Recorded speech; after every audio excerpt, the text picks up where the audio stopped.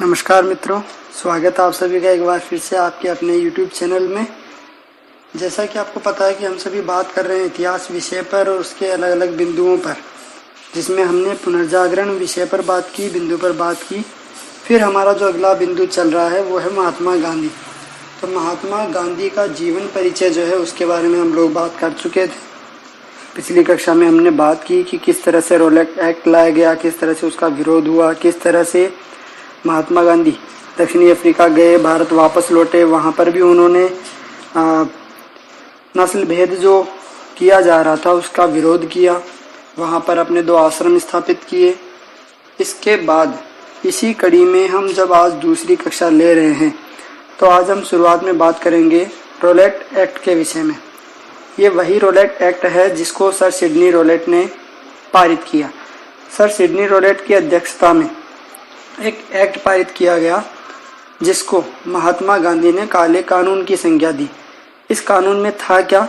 इस कानून में ये था कि अंग्रेज सरकार जो है वो किसी भी भारतीय को बिना किसी गवाह, बिना किसी सबूत, बिना पूर्व सूचना के गिरफ्तार कर सकती थी। इसी वजह से महात्मा गांधी ने इसका विरोध किया और महात्मा गांधी के साथ साथ अन्य भारतीयों ने भी इसका पुरजोर विरोध किया। इस विरोध के तहत महात्मा गांधी के साथ साथ जो अन्य लोग थे उन्होंने अखिल भारतीय स्तर पर एक सत्याग्रह चलाया और इस सत्याग्रह में महात्मा गांधी ने विरोध करते हुए ये बताया कि आवश्यकता पड़ने पर, यानी जैसा कि हमने पिछली कक्षा में देखा था कि महात्मा गांधी जो हैं वो पहले अंग्रेज सरकार के समर्थक थे, लेकिन परिस्थितियाँ ऐसी बनी कि अंग्रेज सरकार की हकीकत महात्मा गांधी के सामने आने लगी और उसी हकीकत को ध्यान में रखते हुए या रोलेट एक्ट जैसा जो प्रस्ताव आया उसकी वजह से महात्मा गांधी जैसे लोग भी अंग्रेज सरकार के खिलाफ खड़े हो गए। तो इस रोलेट एक्ट के विरोध में, काले कानून के विरोध में महात्मा गांधी सामने आए और अखिल भारतीय स्तर पर एक सत्याग्रह चलाया। इस अखिल भारतीय सत्याग्रह के लिए पहले जो तिथि निश्चित की गई वो 30 मार्च 1919 थी, लेकिन किन्हीं कारणों से इस तिथि को बदलकर कर दिया गया 6 अप्रैल 1919। यानी ये अखिल भारतीय जो सत्याग्रह था, अखिल भारतीय स्तर का जो सत्याग्रह था वो 30 मार्च की जगह 6 अप्रैल को निश्चित किया गया। इस सत्याग्रह में हड़ताल शब्द का पहली बार प्रयोग किया गया, यानी भारतीय आंदोलन जो हुए थे अभी तक उन आंदोलनों में पहली बार हड़ताल शब्द का प्रयोग किया गया। ऊपर जो हम रोलेट एक्ट के विषय में भी बात कर रहे हैं, इस रोलेट एक्ट के विरोध के लिए ही या इसके बारे में विचार विमर्श करने के लिए ही 13 अप्रैल 1919 को अमृतसर का एक स्थान है जलियांवाला बाग, उस जलियांवाला बाग में एक सभा की जा रही थी, जनसभा की जा रही थी। उस जनसभा को तीतर बीतर करने के लिए, यानी उस जनसभा को हटाने के लिए जनरल डायर ने आदेश दिया, लेकिन जब जनसभा वहाँ से नहीं हटी, यानी एक तरह से वो इस चीज़ के बारे में बातचीत कर ही रहे थे कि ये एक साधारण जनसभा है, कोई विरोध वगैरह नहीं, उसी समय जनरल डायर ने गोलियां दागना शुरू कर दिया और वहां पर उपस्थित अनेकों लोग मौत के घाट उतार दिए गए। इसी बात से व्यथित होकर के जो महात्मा गांधी हैं महात्मा गांधी अंग्रेजों के सख्त खिलाफ हो गए और आगे अपना जो विरोध है उसको जारी रखने की ओर प्रयासरत हो लिए।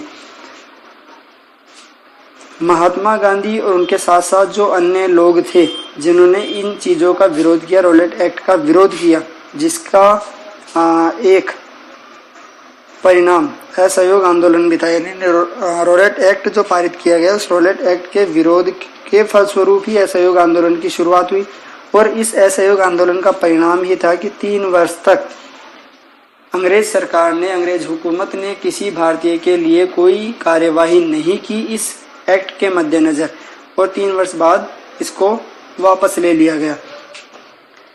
अब हम चलते हैं असहयोग आंदोलन की तरफ।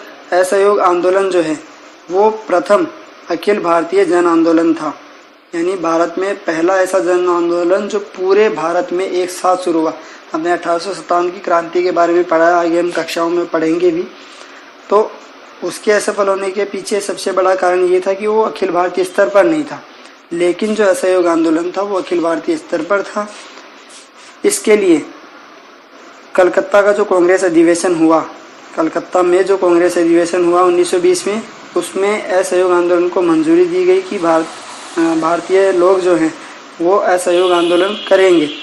और नागपुर का जो वार्षिक अधिवेशन हुआ कांग्रेस का, नागपुर में कांग्रेस का जो वार्षिक अधिवेशन हुआ दिसंबर 1920 में, उसमें इस प्रस्ताव को पुनः मंजूरी मिली कि हाँ, असहयोग आंदोलन होना चाहिए। फिर जनवरी 1921 से ये आंदोलन प्रारंभ हो गया।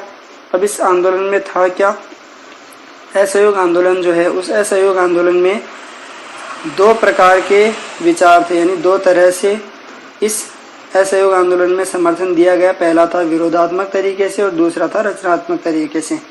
तो जो विरोधात्मक तरीका था उसमें यह था कि अंग्रेज सरकार के द्वारा भारतीयों को दी गई जितनी भी उपाधियां हैं, अंग्रेजों के अधीन जितने भी पद भारतीयों ने ग्रहण कर रखे हैं, जितनी भी शिक्षण संस्थाओं में भारतीय लोग अध्ययन कर रहे हैं, अंग्रेजों के द्वारा प्रस्तावित जो चुनाव हैं और अंग्रेजों के द्वारा निर्मित जो विदेशी वस्तुएं हैं, उन सभी का त्याग किया जाएगा। यानी भारतीय लोग जो हैं वो भारतीय लोग इन सब चीज़ों का त्याग करेंगे। और दूसरा जो रचनात्मक पक्ष इस असहयोग आंदोलन का था, उसमें यह कहा गया कि स्वदेशी चीज़ों पर जोर दिया जाएगा, यानी अंग्रेजी वस्तुओं विदेशी वस्तुओं की तुलना में स्वदेशी वस्तुओं को अपनाया जाएगा। स्वदेशी विद्यालय जो होंगे उनमें भारतीय अपने बच्चों को अध्यापन करवाएंगे, अध्ययन करवाएंगे। और विदेशी कपड़ों की जगह चरखा खादी का उपयोग किया जाएगा। विदेशी न्यायालयों के जगह अंग्रेजी न्यायालयों के जगह पंचों के द्वारा जो फैसले होंगे उन पर गौर किया जाएगा, उनको माना जाएगा। ये सारी चीज़ें इसमें रखी गई।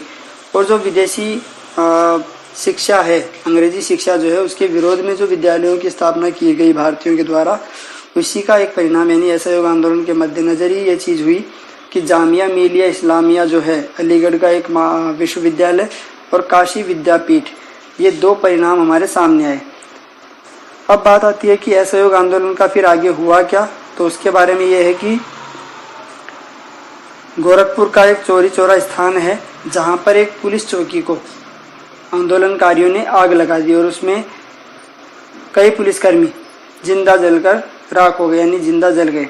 तो इसी चीज़ के कारण आहत होकर के, व्यथित होकर के महात्मा गांधी ने क्या किया, बारदौली बैठक में 12 फरवरी 1922 को इस आंदोलन को स्थगित कर दिया। यानी असहयोग आंदोलन जो है वो जिस वक्त अपने चरम पर था, उस वक्त ऐसी घटना घटी गोरखपुर की जिसमें चौरी चौरा कांड हुआ, पुलिसकर्मियों को जिंदा आग के हवाले कर दिया गया। और इसी बात से व्यथित होकर के, क्योंकि गांधी जी जो थे वो अहिंसा के पुजारी थे, और उन्होंने जब इस हिंसा को देखा, उन्होंने जब हिंसा के बारे में सुना, तो उन्होंने 12 फरवरी 1922 को क्या कर दिया, आंदोलन को स्थगित कर दिया। फिर हम चलते हैं गांधी जी के दूसरे आंदोलन की तरफ, जो था सविनय अवज्ञा आंदोलन। इस सविनय अवज्ञा आंदोलन के लिए जो तिथि निश्चित की गई वो थी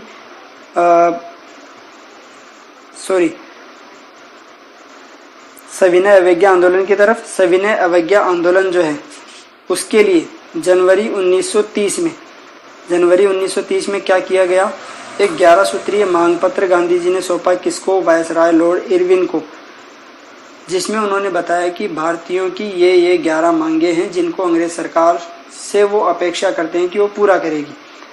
तो वायसराय लॉर्ड इरविन जो है उन्होंने क्या किया, इस मांग पत्र को ठुकरा दिया। यानी उन्होंने भारतीयों की मांगे या गांधी जी के द्वारा जो 11 सूत्रीय मांगे थी उनको मानने से इनकार कर दिया। तब गांधी जी ने क्या कहा कि मैंने घुटने टेक कर रोटी मांगी थी, लेकिन मुझे बदले में क्या मिला, पत्थर मिला। और इसी बात के विरोध में, यानी उनके जो 11 सूत्रीय मांग थी, उन मांगों को जब स्वीकार नहीं किया गया तो गांधी जी ने क्या किया, 12 मार्च 1930 को अपने 78 सेवकों अनुयायियों के साथ साबरमती आश्रम से दांडी नामक स्थान के लिए लगभग 200 किलोमीटर पैदल चल करके क्या किया, दांडी मार्च प्रारंभ किया। फिर 6 अप्रैल 1930 को वे पहुंचे दांडी नामक स्थान पर, जहां उन्होंने नमक कानून का उल्लंघन किया और सविनय अवज्ञा आंदोलन संपूर्ण देश में प्रारंभ हो गया। यानी नमक कानून तोड़ने के साथ ही सविनय अवज्ञा आंदोलन जो है वो पूरे देश में प्रारंभ हो गया, शुरू हो गया। फिर 8 मार्च 1931 को सविनय अवज्ञा आंदोलन का असर देखते हुए अंग्रेज सरकार ने क्या किया, जो इरविन थे जिन्होंने 11 सूत्रीय मांगों को ठुकरा दिया था, उन्होंने एक समझौता किया गांधी जी से, जिसको हम किस नाम से जानते हैं, गांधी इरविन पैक्ट के नाम से जानते हैं। इसमें क्या था कि पहली चीज़ आंदोलन स्थगित कर दिया जाएगा, और दूसरी बात द्वितीय गोलमेज सम्मेलन जो इंग्लैंड में आयोजित होना है उसमें गांधी जी भाग लेंगे। इन दोनों चीज़ों पर सहमति बनी। सहमति क्यों बनी? क्योंकि गांधी जी से एक आ गया कि द्वितीय गोलमेज सम्मेलन के सफल होने के बाद आपकी बातों पर विचार किया जाएगा। लेकिन हुआ ये कि मुस्लिम लीग जो थी उसने द्वितीय गोलमेज सम्मेलन का बहिष्कार कर दिया, और इस वजह से द्वितीय गोलमेज सम्मेलन क्या हुआ? असफल।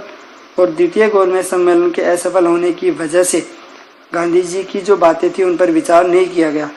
तो फिर जनवरी 1932 में, जो 1931 में सविनय अवज्ञा आंदोलन शुरू हुआ था, वही सविनय अवज्ञा आंदोलन जनवरी 1932 में पुनः प्रारंभ हो गया।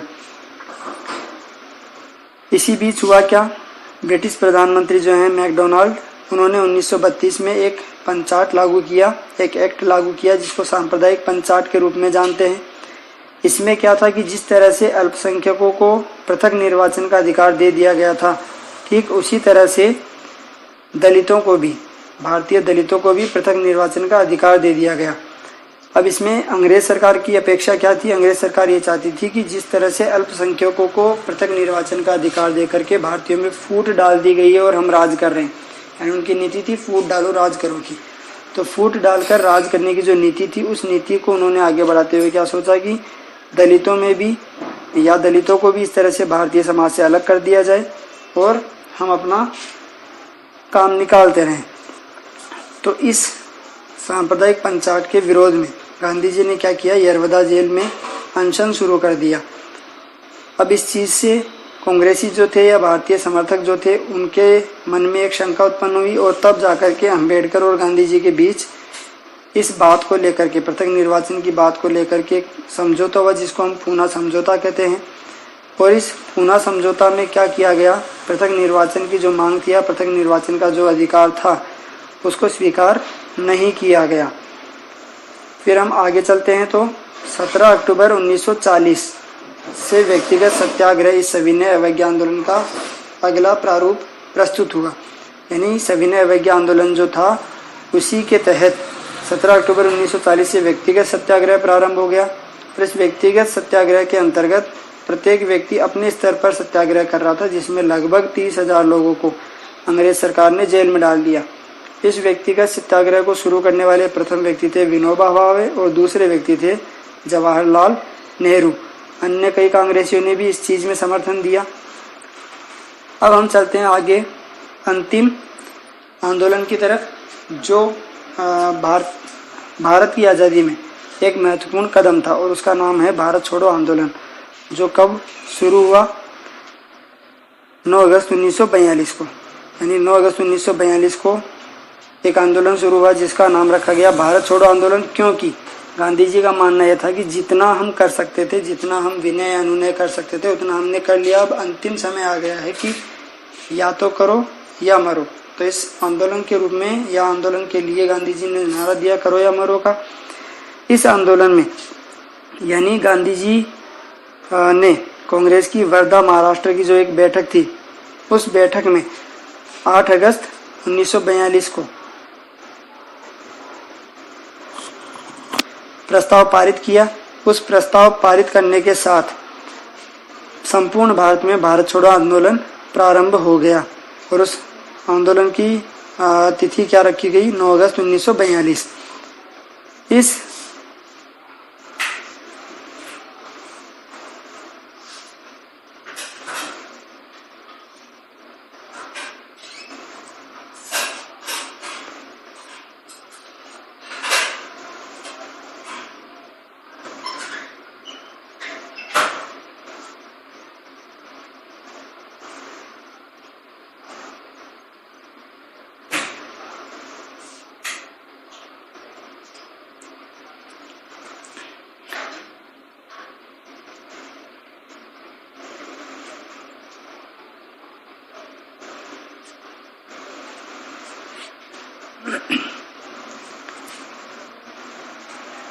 तो 9 अगस्त 1942 को जो भारत छोड़ो आंदोलन प्रारंभ हुआ उसका नारा था करो या मरो। मुस्लिम लीग और कम्युनिस्ट पार्टी द्वारा इसका बहिष्कार किया गया और आंदोलन को अनुत्तरदायित्वपूर्ण कार्य बताया डॉक्टर भीमराव अंबेडकर ने। यानी भारत छोड़ो आंदोलन जो था उसको डॉक्टर भीमराव अंबेडकर ने क्या कहा कि ये आंदोलन एक अनुत्तरदायित्वपूर्ण कार्य है। 15 अगस्त 1947 को भारत इस आंदोलन के तहत स्वतंत्र हो गया। ये था गांधी जी के द्वारा किए गए आंदोलनों का ब्यौरा, यानी गांधी जी ने भारत की आज़ादी में अपना योगदान किस तरह से दिया।